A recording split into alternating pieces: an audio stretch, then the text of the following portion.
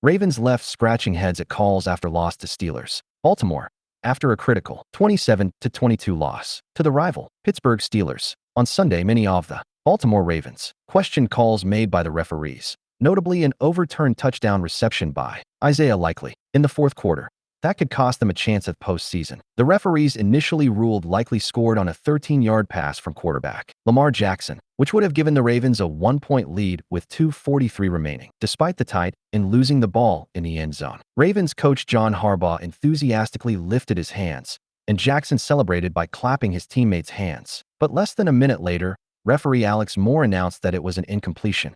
Likely had the ball punched out by Steelers cornerback Joey Porter Jr. before he made the necessary third step in the end zone. I thought it was a touchdown, but the refs made the call they wanted, Jackson said. They believed that was right. So, you gotta go with it. I can't do the ref's job. It is what it is. On the play, Likely leapt to make the catch. He got his right foot down and then his left, just before his right foot touched the ground again, which would constitute a third step. Likely had the ball dislodged. In a pool report, NFL Vice President of Instant Replay Mark Butterworth explained why overturning the touchdown was correct. The control is the first aspect of the catch, he said. The second aspect is 2 feet or a body part in bounds, which he did have. Then, the third step is an act common to the game, and before he could get the third foot down, the ball was ripped out. Therefore, it was an incomplete pass. In the locker room, several Ravens, including running back Derrick Henry, left tackle Ronnie Stanley, and wide receiver Rashad Bateman, said they believed it was a touchdown, but Likely wouldn't say whether he thought it was. They made a call, Likely said, and we have to live with what the referees say at the end of the day. Porter said it was up to the refs to decide if it was a touchdown or not.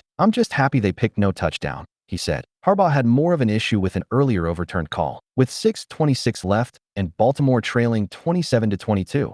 It was originally ruled that Ravens linebacker Teddye Buchanan intercepted a bat pass at the Pittsburgh 32 after battling with Steelers quarterback Aaron Rodgers, but it was changed to a catch by Rodgers. The offensive player had control of the ball, and as he was going to the ground, there was a hand in there, but he never lost control of the ball, and then his knees hit the ground in control, Butterworth said in the pool report. So therefore, by rule, he is down by contact with control of the ball. Asked if this is still a reception even though it looked like Buchanan and Rodgers had mutual possession, Butterworth said, the offense had initial control of the ball and ended up being down by contact. After the interception was overturned, Harbaugh put both hands on his head and shouted from the sideline, "That's wrong." He continued to argue the call after the game. When you're making a catch, you have to survive the ground. He didn't survive the ground, Harbaugh said. He's not down by contact. He was catching the ball on the way down with another person. So you have to make a catch there and survive the ground. I don't know why it was ruled the way it was on that one. With the loss, the Ravens, 6-7, fell one game behind the Steelers, 7-6,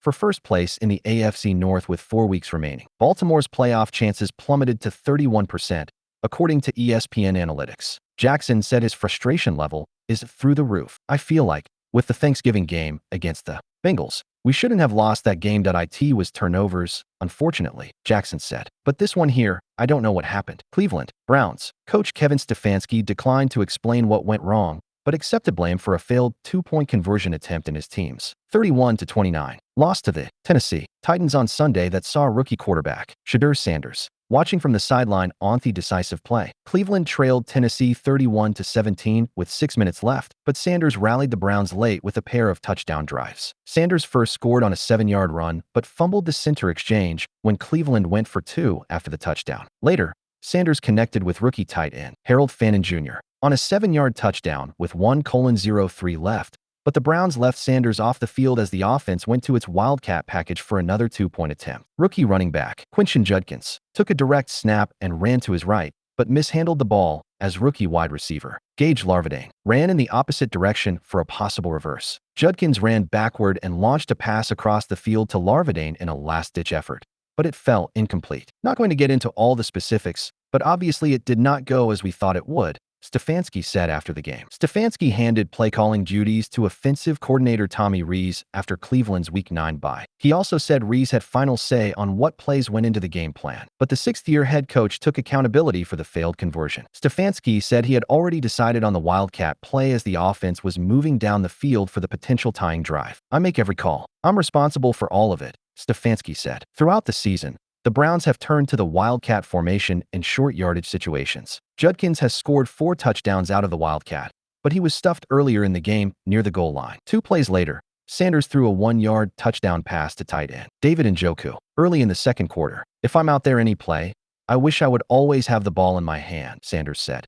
"But that's not what football is. In any situation, of course you want to. But I know we practiced something and we executed it in practice. And we just didn't seem to this day. So I would never go against kind of what the call was or anything. We practice for situations. We do everything. And if they knew it would pan out like Sanders, the 144th pick in this year's draft, had his best statistical game in his third start. He completed 23 of 42 passes for 364 yards with 3 touchdowns and an interception. Sanders also ran for 29 yards and a touchdown on 3 carries. He became the first Browns player with 3 passing touchdowns and a rushing TD in a game since Derek Anderson in Week 6 of the 2007 season.